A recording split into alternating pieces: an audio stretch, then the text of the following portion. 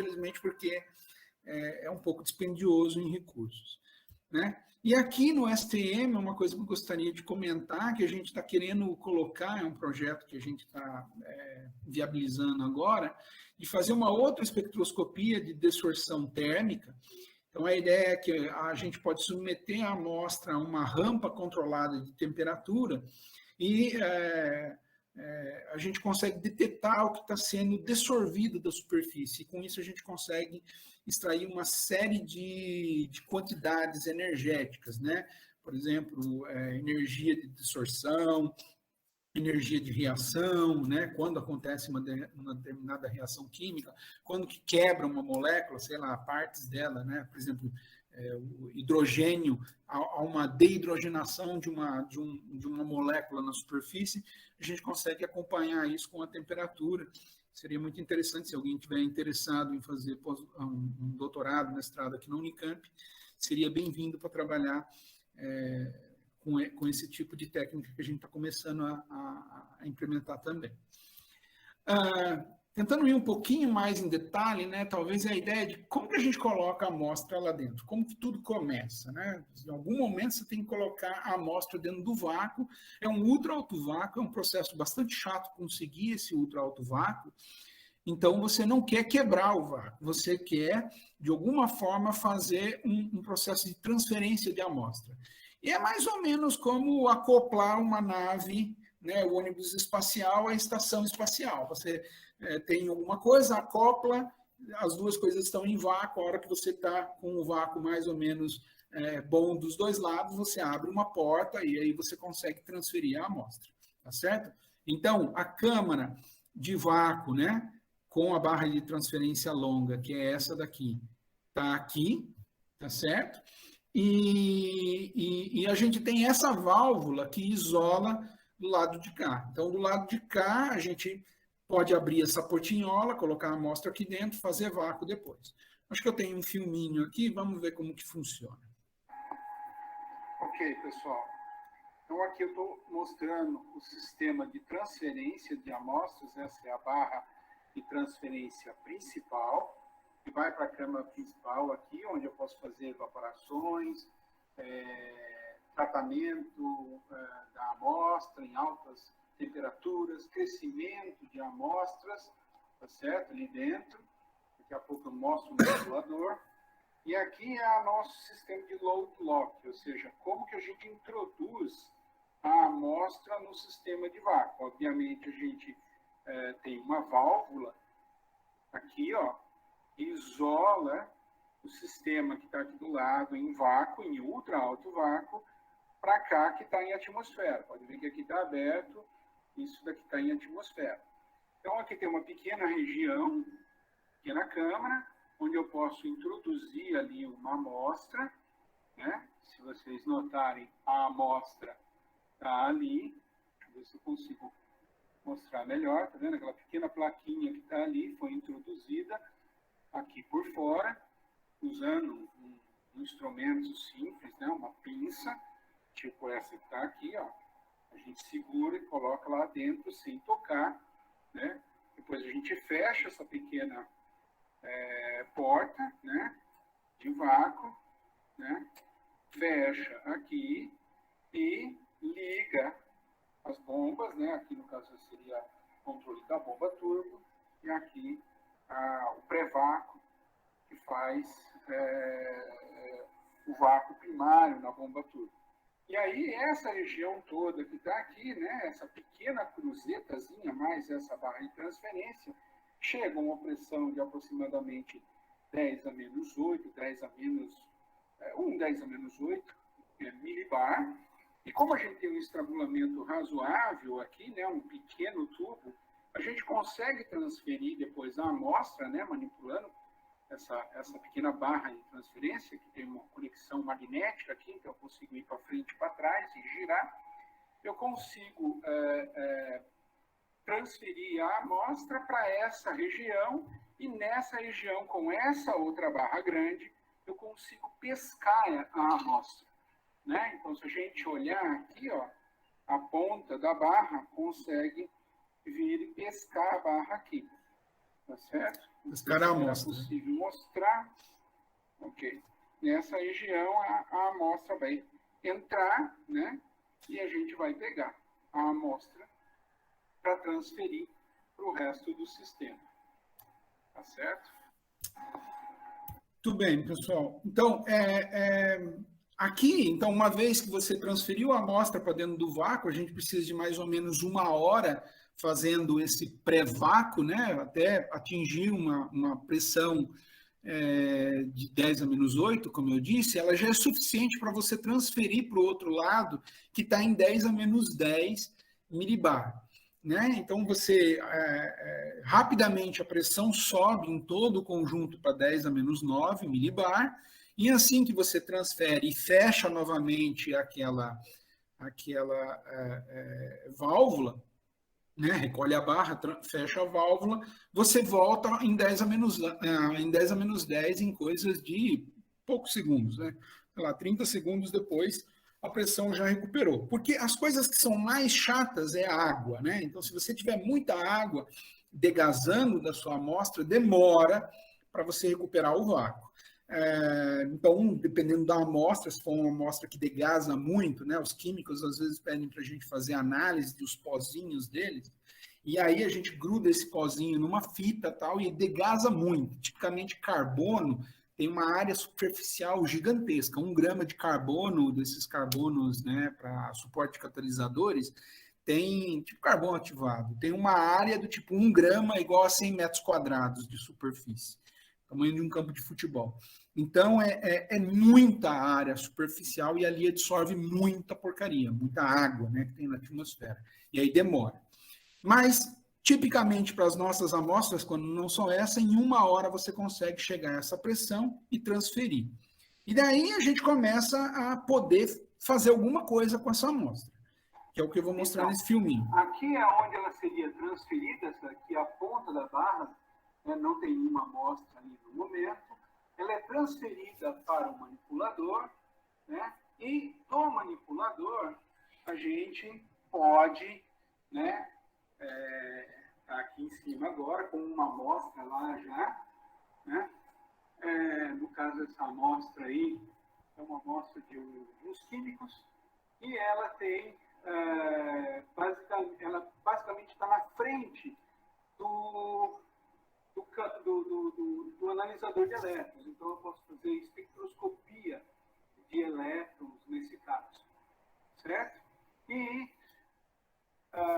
bem próximo dessa região, um pouco difícil de se movimentar aqui, ó, bem próximo dessa região, você vê que tem um tubo de raio-x, essa parte em cobre aí, né? Mais amarelada, ele consegue ser enviado bem próximo da amostra, né? Aproximar-se. Então, ele está aqui, ó. Eu posso aproximar esse tubo de raio-x da amostra, usando uma instrumentação simples aqui, não, uma parafusadeira. Você vê que a gente consegue aproximar o tubo de raio-x bem próximo da amostra. Ele fica mais ou menos de raio-x bem próximo da amostra. Ele fica mais ou menos a uns 5 milímetros de distância da amostra. Eu não vou aproximar mais, né?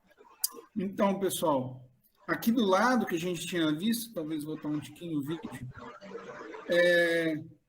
aqui, ó, esse tubo, essa entrada com esse buraco grande é a lente de coleção dos fotoelétrons que vão ser ejetados da superfície. Então, eles vão ser ejetados como? Por efeito fotoelétrico, né? Então, o raio-x vai chegar, ele tem que ficar bem próximo, porque lá, se a gente lembra, o vetor de Point, né, a intensidade, como ela cai com o inverso do quadrado da distância, e aí a gente vai ter menos fótons, se ele estiver longe, né, por unidade de área. Então, a gente precisa concentrar os fótons na amostra, significa que eu chego bem próximo com um canhão de raio-x, e daí os fotoelétrons vão entrar lá no analisador de elétrons. Tá? E é com isso que eu consigo fazer a espectroscopia de elétrons. O suficiente já deu para entender. E a gente consegue fazer espectroscopia de elétrons usando esse analisador de elétrons. É possível, inclusive, de olhar para a amostra através de uma janela externa aqui, ó. Então, a gente está vendo através do tubo, através da lente eletrostática. Olha lá, a amostra está lá no fundo. Certo? Não sei se é possível ver. Eles dando um pequeno zoom, ó. Isso, ó. Ela não conseguiu focar. Agora vai. Tá? Agora não está focado.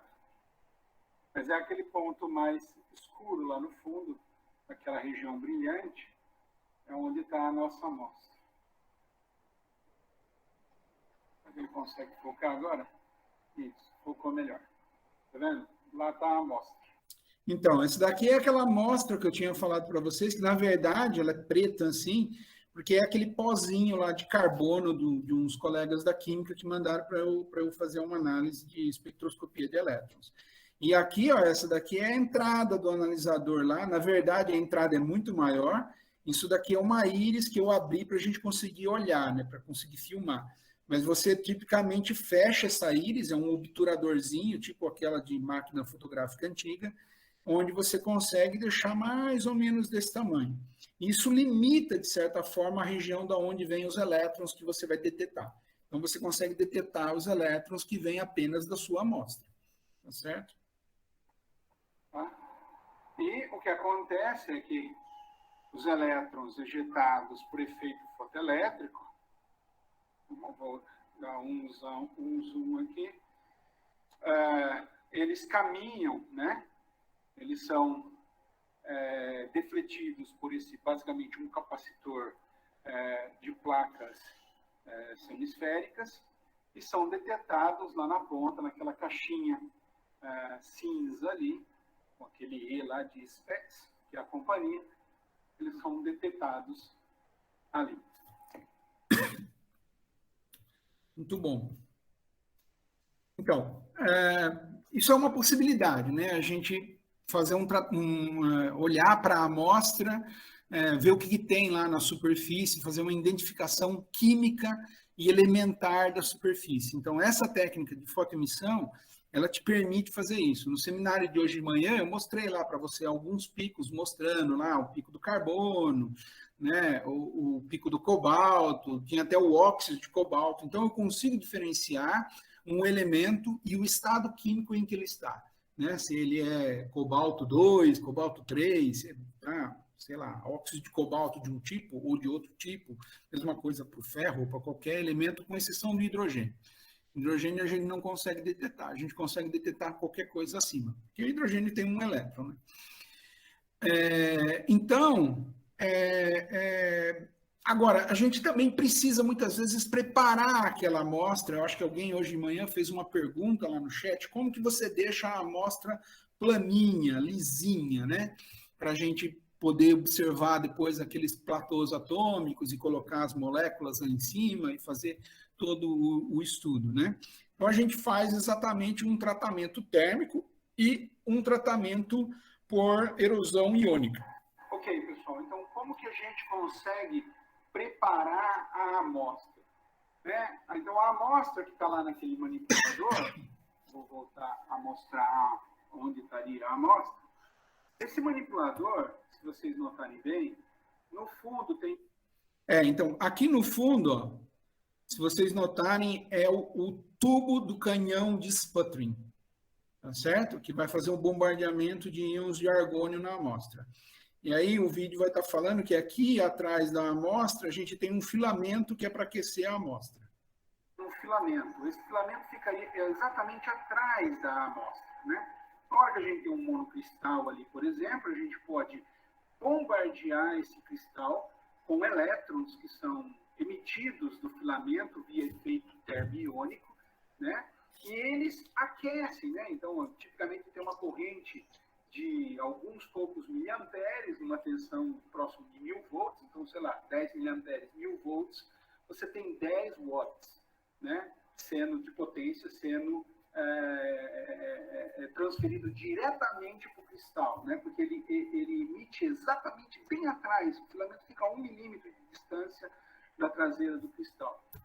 E o que acontece? Esse cristal consegue ser aquecido, né? E ele consegue ser aquecido em temperaturas extremamente altas. Por exemplo, no caso do crescimento de grafeno, a gente vai a 1.300 Celsius, tá? É a temperatura. E como que a gente mede essa temperatura? A gente monitora essa temperatura usando um... Então, pessoal, aqui vale a pena mostrar, né? Esse daqui é um cristal de irídio, aquele que a gente cresceu o grafeno, e para crescer o grafeno, o irídio tem que ficar a 1.300 Celsius, né? E é o que a gente tem aqui. A gente tem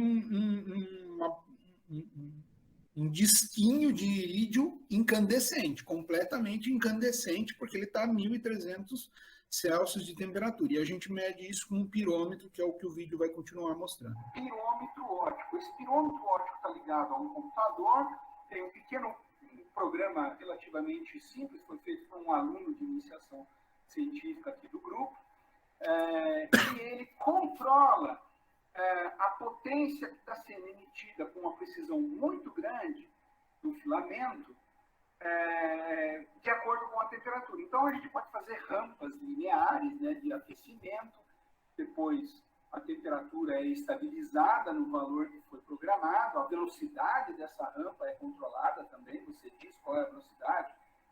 Tipicamente, a gente aquece a 1 grau Celsius por segundo, temperatura ambiente até a temperatura desejada, então imagina 1.300 Celsius. Deixamos lá durante o crescimento, durante a preparação dessa amostra, alguns minutos ou muitos minutos, até às vezes 10, 15 minutos, e depois a gente faz reduz a temperatura também tentando seguir uma forma linear para a temperatura de forma bastante lenta, né? Esse é o conhecido annealing, né, que a gente faz na amostra para reconstruir a amostra, em alguns casos para fazer o crescimento do material, usando, por exemplo, a técnica CVD, a Chemical Vapor Deposition. Muito bem, pessoal. Além disso, a gente faz aquela erosão iônica. Digamos que a gente cresceu lá um filme de grafeno, depositou molécula em cima. Digamos que a gente quer crescer um outro filme, ou quer preparar um novo filme em outras condições. Como que a gente faz?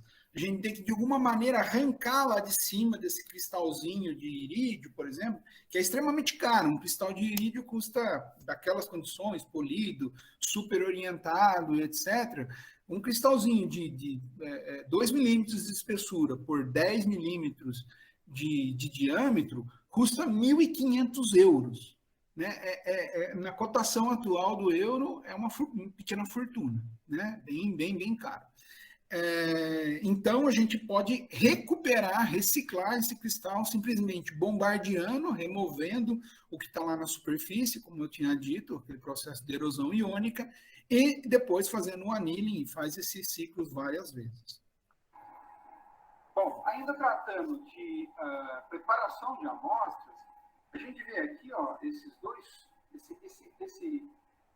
instrumento aqui, na verdade, é um canhão de íons de argônio. A gente tem até dois, né? No final das contas, ele tem um canhão aqui e um outro canhão aqui. A ideia é que um deles poderia ter um gás diferente, no momento não está, né? Para a gente implantar outros tipos de gases. Mas a ideia de usar o argônio é que ele é um gás, então aqui, esse cabinho fininho aqui, ó, esse tubinho fininho é o tubo de conexão de gás de argônio. Ele entra, a gente tem uma válvula que a gente chama uma válvula de safira, né, que a gente consegue regular com uma precisão muito alta a pressão de gás que está sendo injetado. Então a gente injeta esse gás ele tem um filamento ali naquela região que emite elétrons. Os elétrons, por sua vez, são acelerados, chocam-se com o gás, e esse gás é ionizado.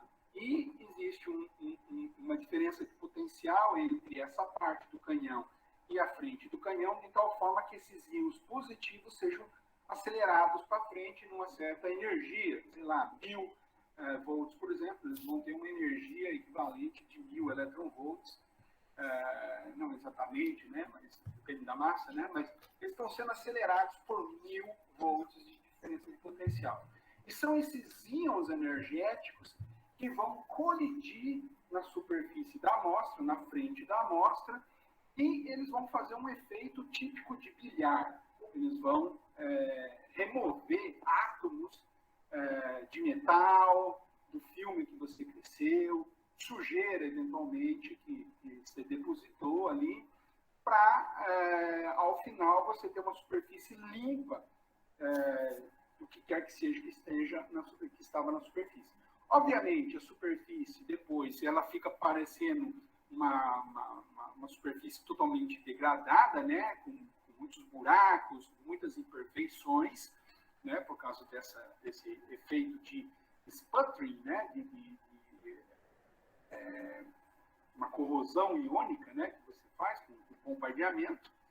E o que acontece depois, a gente tem que fazer o tal do annealing, que eu expliquei, que eu vou explicar daqui a pouco, sobre que recupera novamente essa superfície. Ok? Muito bom. Então, uma vez preparada a superfície, você pode ir lá no microscópio, a gente vai mostrar depois, checar, né, se a superfície está totalmente limpa, sei lá, eu mostrei lá no seminário, a superfície do cobre, do ouro, etc. O que quer que seja a sua superfície totalmente limpa e ordenada, bem estruturada, você pode fazer resolução atômica, ver que está tudo bonitinho, e aí você pode proceder com o seu experimento que você está interessado. Então, no finalzinho do seminário da parte da manhã, a gente evaporava moléculas, né? Em outros casos, a gente evaporou ferro, átomos de ferro ou de cobalto. E como que a gente faz essa evaporação? A gente faz usando essas evaporadoras que estão aqui, né? Então, essa daqui é uma evaporadora do tipo electron beam, que a gente chama, onde você, na verdade, tem uma pequena hastezinha do metal que você quer evaporar. E também, por efeito de bombardeamento de elétrons, você aquece a pontinha do material, né, como se fosse um efeito de para-raio, né, efeito de pontas, lá está polarizado a 1000 volts, e o filamento está ali perto, você bombardeia essa ponta do material e a intensidade é tão grande, né, a energia que é jogada ali é tão concentrada e você não tem para onde perder praticamente essa energia por condução ou por convecção, porque você está dentro do vácuo, o máximo que você perde um pouco por radiação. E aí esse material acaba derretendo, fundindo e evaporando também, né? Então é com isso que a gente consegue evaporar. Essa evaporadora aqui, a gente tem uma evaporadora comercial aqui, mas essa daqui é uma evaporadora que foi feita no próprio grupo, né? Usando as oficinas do Instituto de Física por um aluno de iniciação científica. Era o projeto de iniciação científica dele, ele demorou um tempinho lá, 2 iniciações científicas, mas ele projetou no AutoCAD, mandou as peças para a oficina, o pessoal usinou, depois ele montou e funciona até hoje. Hoje ele é pós-doutor na Alemanha, fazendo pós-doutorado dele lá, mas ele começou fazendo essa evaporadora. Aqui tem outras evaporadoras, umas evaporadoras para moléculas, né? A gente tem 2 aqui, e eu vou falar um pouquinho mais sobre ela nesse vídeo. Então, pessoal, isso daqui é uma pequena evaporadora, a parte externa dela, onde a gente vê aqui, ó, 2 conexões, é bem simples, 2 conexões do filamento para aquecer um cadinho lá dentro, onde estão as moléculas. Aqui a gente tem uma conexão onde a gente mede e controla a temperatura. Como a temperatura sobe e desce relativamente devagar, é possível fazer esse controle olhando simplesmente para a temperatura que é mostrada aqui, nesse multímetro aqui, obviamente ele diminui graus Celsius, né? E aqui embaixo a gente tem um pequeno mecanismo de shutter que abre a frente dessa evaporadora e permite que eu evapore o material, né, as moléculas na amostra. Então, essa evaporadora também foi construída aqui por um outro aluno. durante o mestrado dele, e tem sido utilizado também até hoje, né? Então, partes a gente compra, mas outras partes a gente confecciona.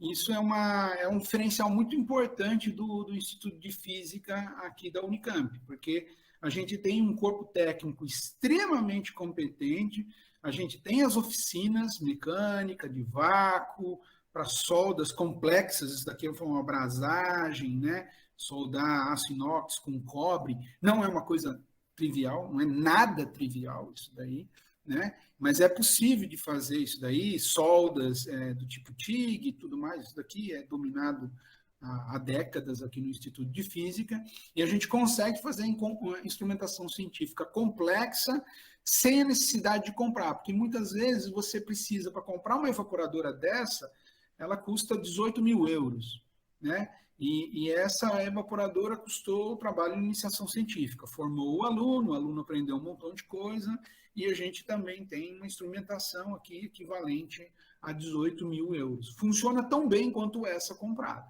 né?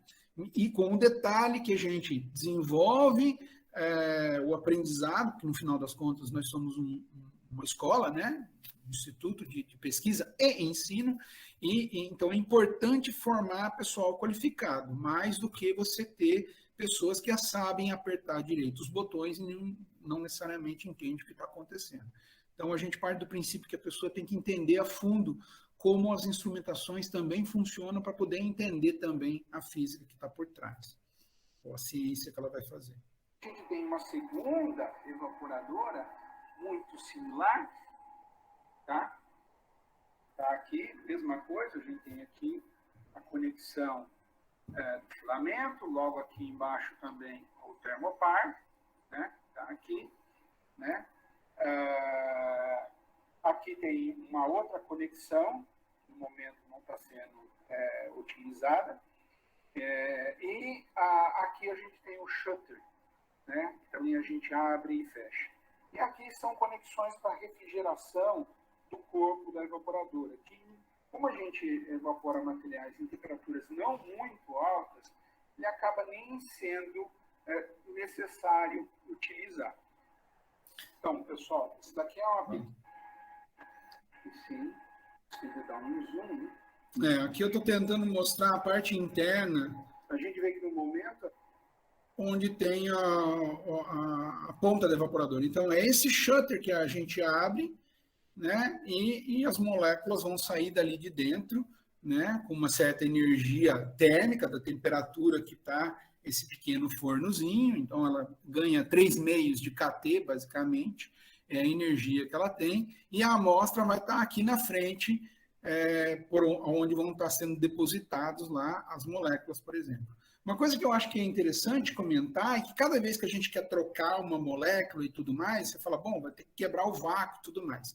Bom, a gente se preparou para isso, na verdade, a gente tem uma válvula, por exemplo, nessa evaporadora tem uma válvula aqui, que a gente consegue fechar essa válvula e a gente consegue extrair somente essa evaporadora daqui, por exemplo, ou até a parte externa, que está aqui no finalzinho, trocar o evaporante, colocar isso daqui de volta, fechar, aí a gente conecta uma bomba aqui, nessa outra válvula, abre, faz vácuo aqui, enrola uma fita de aquecimento aqui em torno dessa evaporadora, aquece tudo isso daqui a 150 graus Celsius para degasar toda a água vai embora pela tubulação de vácuo aqui, né? E a câmara lá está em 10 a menos 10, feliz da vida, né?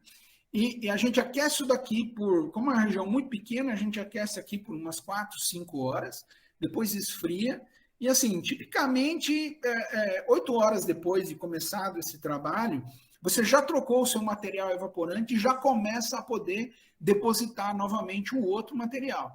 Isso é muito interessante. Por exemplo, a gente teve nessa colaboração com o pessoal da Alemanha, eles trouxeram uma molécula toda especial da Alemanha, meio que dentro do bolso lá, congelaram ela, colocaram dentro do isoporzinho, trouxeram para cá. Bom, ainda bem que eles não foram presos no alfândega, mas no final das contas, eles chegaram com a molécula aqui, 12 horas depois que eles saíram do laboratório, e um pouco mais, né? Umas 15 horas.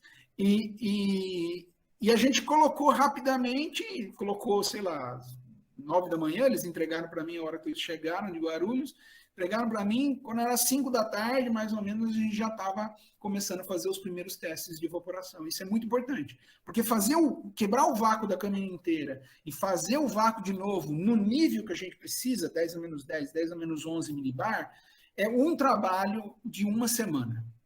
Uma semana tendo que fazer baking, cozinhando toda aquela câmara lá, aquela parafernália lá de 1 tonelada a 150 graus Celsius por quase uma semana. Então é um trabalho dispendioso. É como trabalhar lá na estação espacial, né? Quando você tem vácuo envolvido, a vida é sempre um pouco mais chata. Tudo bem. Daí tudo bem, evaporamos as moléculas, o que quer que seja em cima da amostra, e digamos que a gente queira ver o que a gente depositou, como eu mostrei lá no seminário de hoje de manhã. Então a gente transfere, vem aqui com a barra de transferência e transfere para cá. Deixa eu rodar o filminho que eu acho que está explicando. Né? Então a gente está tendo uma visão interna do STM. A gente tem nessas prateleiras aqui em cima uma série de amostras que ali podem ser colocadas. Né? Então, a gente vê que nenhuma delas tem um cristal ali. Né? E o que acontece? A gente tem um pequeno mecanismo aqui, ó, que eu estou movendo, um pouquinho mais rápido, que permite que a barra de transferência que vem lá da direita do seu vídeo, ele chega com a amostra até essa região aqui que eu estou movendo, ela se encaixa aí nessa pequena gavetinha e eu deixo a amostra aí. Depois eu giro essa gavetinha, né, levo a barra de transferência embora, giro essa gavetinha e eu consigo, com essa outra barra que está aqui, ó, pegar a amostra. Tá? Claro que essa gavetinha está um pouquinho mais para frente. E aí, ao pescar a amostra, né, eu retorno essa gavetinha aqui para trás, tá? Tinha demorado.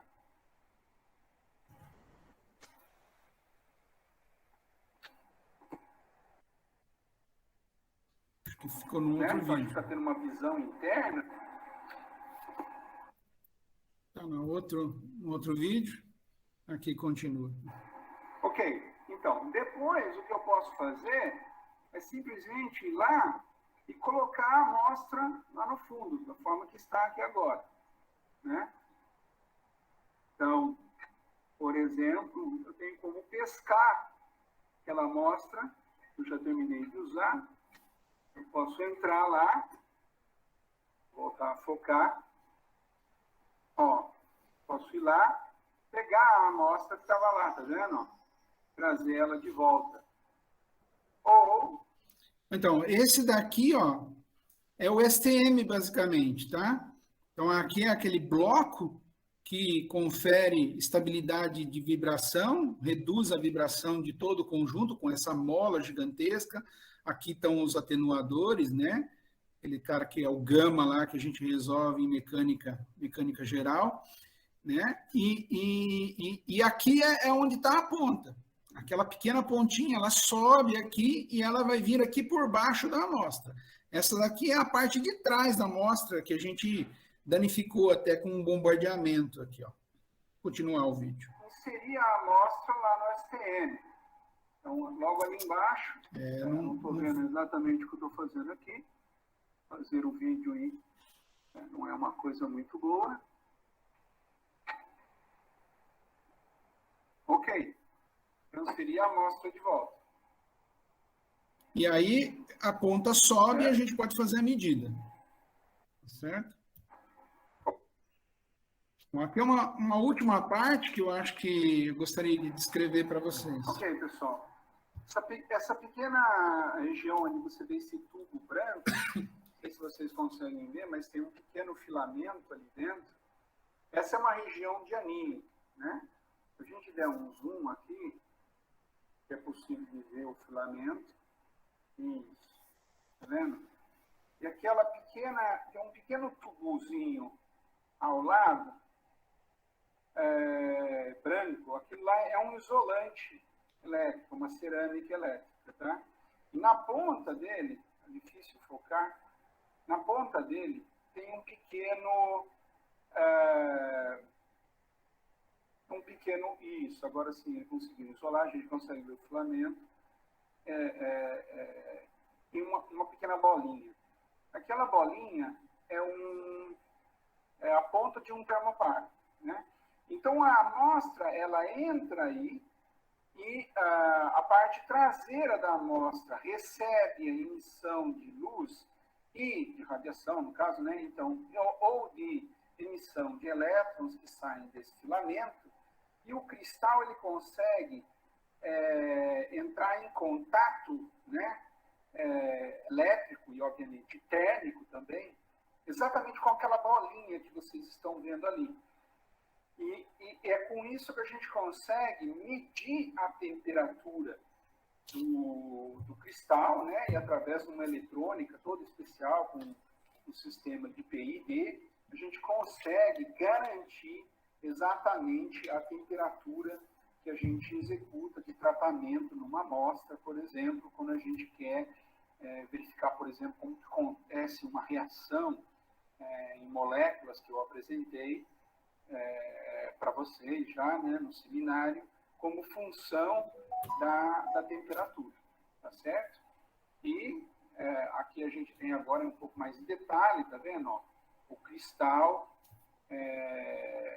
né? Então essa parte é a parte de cima, normalmente é bombardeada pelo filamento, você está vendo aquela região esbranquiçada ali, entre as duas garrinhas que estão segurando a amostra no lugar, é a região onde houve o bombardeamento de elétrons, né?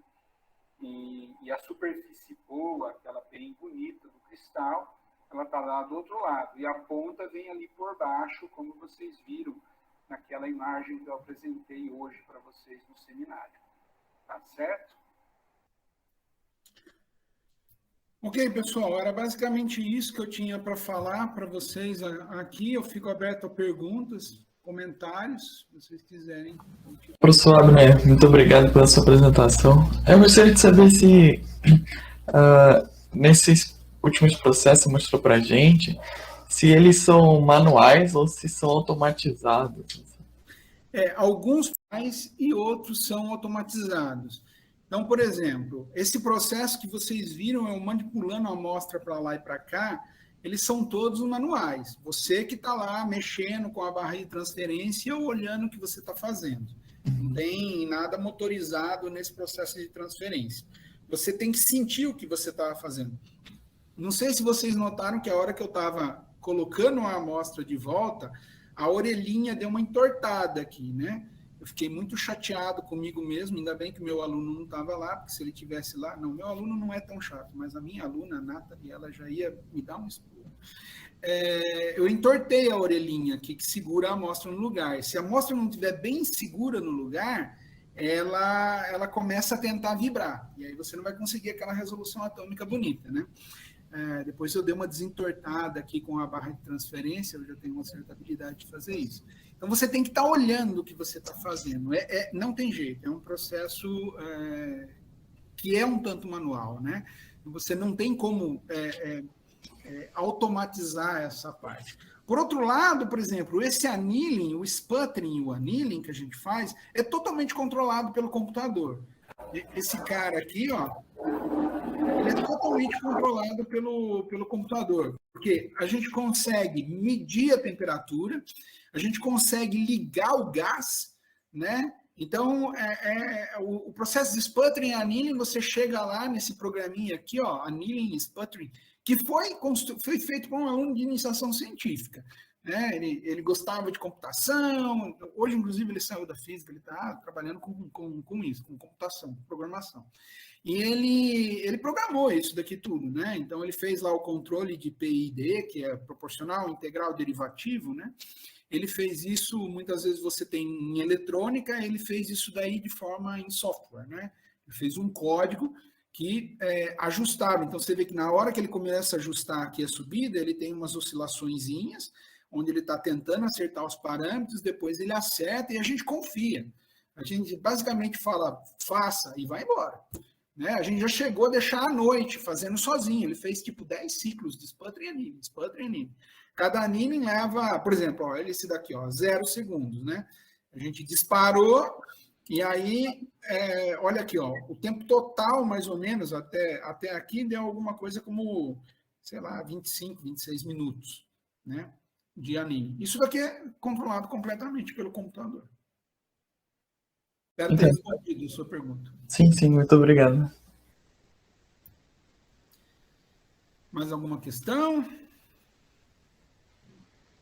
E, professor? Alguma curiosidade? Estejam à vontade, por favor. Tem algumas perguntinhas. Só por curiosidade, ele é de inox, certo? A câmera de aço inox, um aço inox especial, 316L, o L de low carbon. Então, ele é muito pouco imantável, esse material. Então, é uma necessidade por várias questões, né? Primeiro, que você quer evitar a dissorção de água, você não quer que enferruje, obviamente, e você também quer um material que seja pouco imantável, porque a gente tem analisador de elétrons, e espectroscopia de elétrons e campo magnético não se dão bem. Faz sentido.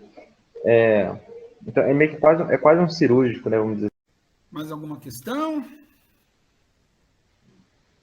E, professor? Alguma curiosidade? Estejam à vontade, por favor. Tem algumas perguntinhas.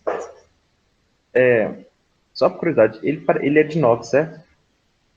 A câmera de aço inox, um aço inox especial, 316L, o L de low carbon. Então, ele é muito pouco imantável, esse material.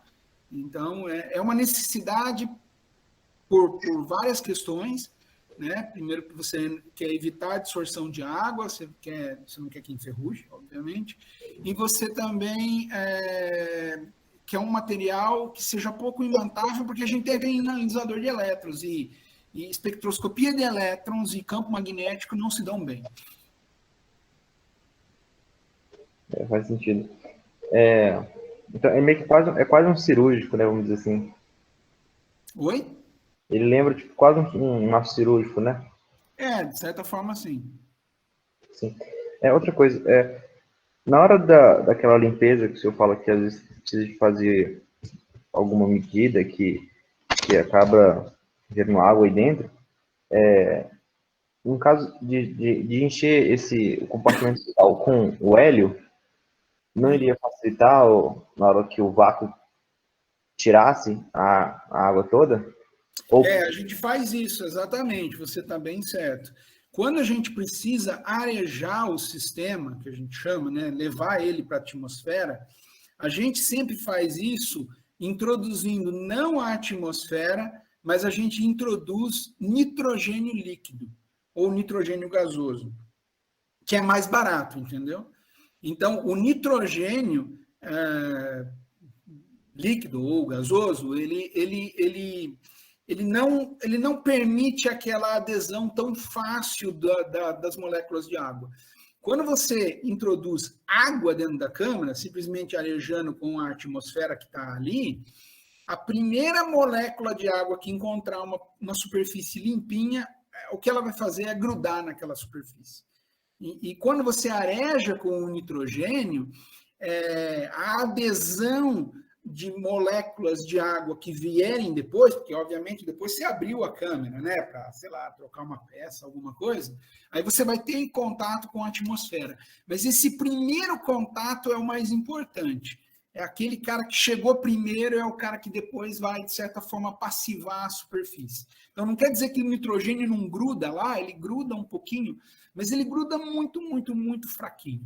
A água não, a água já gruda mais com mais energia ali. Para você retirar essa água, degasar essa água completamente, né? Você precisa ou esperar um tempo infinitamente longo, né? Por exemplo, eu tive que abrir o sistema agora, depois da pandemia, eu abri dia 11 de janeiro. E não fiz o baking, só falei, deixa eu bombear e esperar para poder trabalhar. O que eu precisava fazer ali era suficiente, não precisar fazer o baking. Bom, tem mais de um mês, né? Não tem ainda. Depois de amanhã vai ter um mês, exato. Ainda não chegou, tá? Em 2, 10 a menos 9. Recuperou bem, mas assim, jamais vai chegar em 10 a menos 10 e 10 a menos 11, então esquece. Então, o único jeito para você absorver toda a água é acelerar esse processo. Acelerar esse processo se você lembra lá de mecânica estatística, é aquele termo lá, né?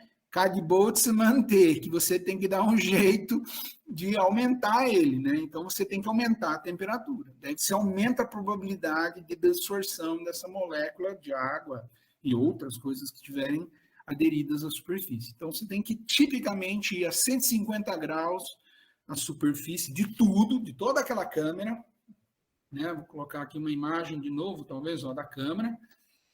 Vamos colocar aqui, Tudo isso daqui, a gente constrói um forno em volta dele, uma tenda, né, com isolação e tal, e a gente coloca uns irradiadores aqui, e isso daqui tudo vai a 150 graus Celsius. E a gente deixa por 1 dia e meio, 2, dependendo, se você contar a rampa de subida, mais a rampa, o tempo que fica, mais a rampa de descida, leva uns 4 dias. Né? Depois reconectar todos os cabos, etc., degasar todas as coisas, porque depois que você faz o baking, ainda tem gás absorvido, principalmente oxigênio nos filamentos. Aí vai mais 1 dia de trabalho. Então, assim, você tem que fazer baking, pode se preparar por uma semana de trabalho, e ninguém gosta de fazer o tal do baking. Todo aluno, na hora que você fala a palavra baking, o cara fica doente, tem que extrair um dente, ele quer desaparecer desse trabalho, que é chato.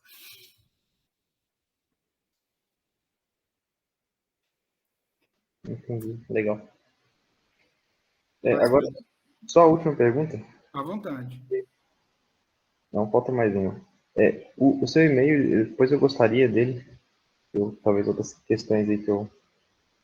Tá, o meu e-mail, você está vendo a tela aqui, Sim. O meu e-mail, anota aí já, acievo, melhor colocar no chat, né? Desculpe. Aí todo mundo já tem. Deixa eu pegar aqui o chat.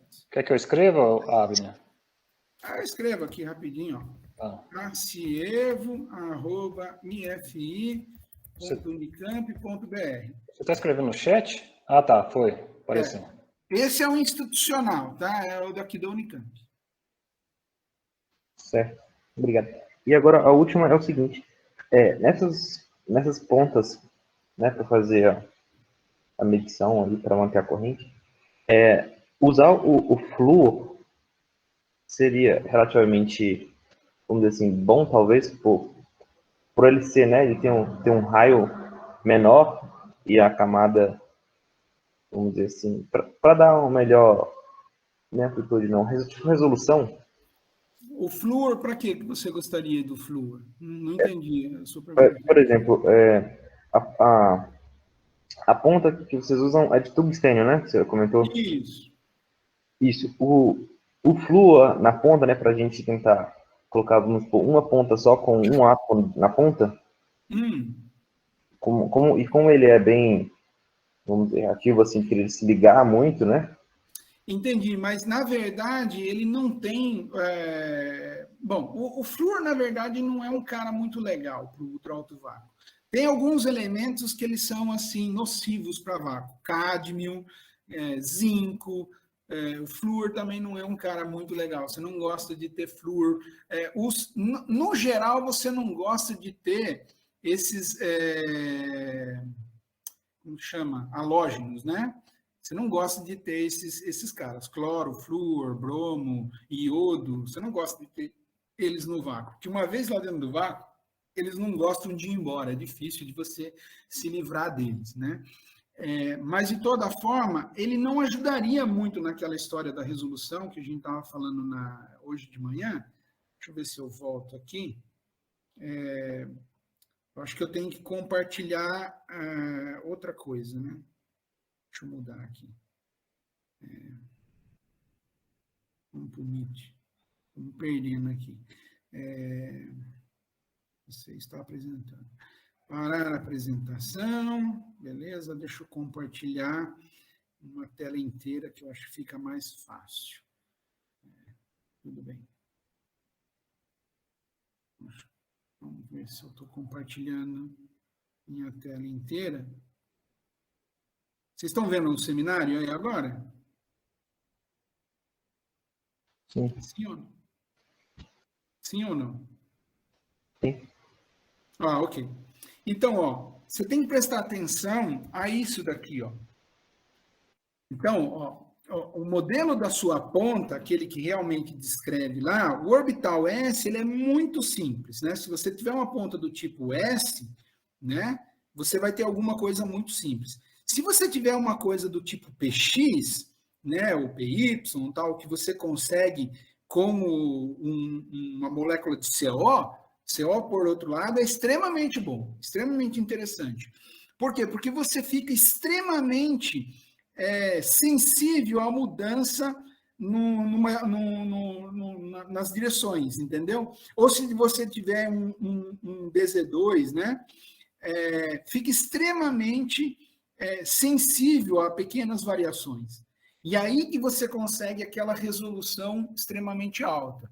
Então, um dos motivos de usar a ponta de tungstênio, ou também de platina e irídio, né? Basicamente são essas duas pontas, tungstênio e platina e irídio, é porque se você olhar lá na tabela periódica, você vai ver que tanto o tungstênio quanto o irídio em particular, né? A platina também, mas um pouquinho de irídio, a liga, um pouquinho de... que era muito platina e um pouquinho de irídio. E o tungstênio é tungstênio puro. Você vai ver que a estrutura de eletrônica, né, a distribuição, a ocupação dos elétrons nesse material, ele termina lá com orbitais D incompletos. E aí o que você tem é realmente uma banda D incompleta, e quando você termina com poucos átomos, você vai ter uma chance maior de terminar com estados desse tipo, DZ2, etc., sem precisar conectar nenhuma molécula lá ou ligar nenhum átomo lá. E aí você consegue terminar a sua ponta realmente atômica. E você não precisa fazer muito esforço para isso. Basta você fazer uma pequena descarga, fazendo, por exemplo, aquele scanning, né? Você varia a tensão e deixa a corrente variar, né? Então, para a ponta perto da amostra e varia a tensão abruptamente. Essa variação de tensão faz com que a probabilidade de tunelamento aumente muito e a densidade de corrente que está chegando na sua ponta, ela acaba sendo muito alta. Ela basicamente faz um annealing, ela cozinha a ponta, né? Mas ela cozinha ali nos últimos átomos, entendeu? Então, o que ela faz, ela reestrutura a ponta. E esses materiais, ela tem uma tendência de reconstruir em determinadas direções, né? Então, essa reconstrução preferencial faz com que a sua ponta, no final das contas, ela termine meio que dessa maneira mesmo, né? Naturalmente, o material tenta a reconstruir numa forma meio que piramidal e tal. Então, ela favorece em algumas direções uns planos atômicos mais compactos, por exemplo, o plano 1-1, né, de muitos desses materiais é o plano de reconstrução mais energeticamente mais favorável. Então, ele reconstrói aqui, reconstrói lá, reconstrói do outro lado, e como ele vai afinando, ele acaba, no final das contas, com um ou poucos átomos na ponta. Então, isso é rotineiro, né? Você chega lá, aproxima a ponta, dá 1, 2, 3 descargas e, pum, resolução atômica está lá, né? Se a sua ponta estiver limpinha, né? Se você limpou a sua ponta. Uma coisa que eu não falei é que, normalmente, depois que a gente coloca essa ponta lá no microscópio, a gente tem em cima da ponta, né? Você vê que tem uma certa complexidade. Vamos ver se eu consigo mostrar aqui. Então, ó, você tem essa ponta aqui, a gente coloca uma chapinha que tem um furinho que passa só a ponta para cima, e depois, ó, bem aqui em cima, não sei se vocês estão vendo aí, ó, bem aqui em cima, Não, e fica bem em cima da ponta, tem um canhão de argônio também, que a gente consegue fazer um sputtering da ponta com íons de argônio. Então, basicamente, a ponta está lá, né? Ela atravessa a chapinha, fica só ela lá, a chapinha fica fazendo uma proteção de toda a parte de eletrônica, dos piesos elétricos que estão embaixo, né? Ela fica aqui, e você tem uma chuva de átomos de argônio batendo sobre a ponta e arrancando tudo quanto que é oxidação, porque a hora que você pega o fio lá de tungstênio, corrói ele e tudo mais, ele oxida, né? O tungstênio oxida facilmente, né? Por que queima o filamento de uma lâmpada? Oxidação, né? Impurezas que oxidam por causa da alta temperatura e aí ele gera uma tensão e quebra o filamento. No caso aqui, o fio vai estar oxidado. Então, você tem que vir e esputerar essa ponta para retirar todo esse óxido, como está em ultra alto vácuo e não oxida novamente, e daí eu faço aquelas pequenas descargas, ou seja, um pequeno annealing na ponta que limpa mais ainda a ponta e reconstrói a ponta para ela ficar praticamente atômica. É assim que a gente consegue. Não é black magic, mas é quase isso. entendi. Obrigado, professor. De nada.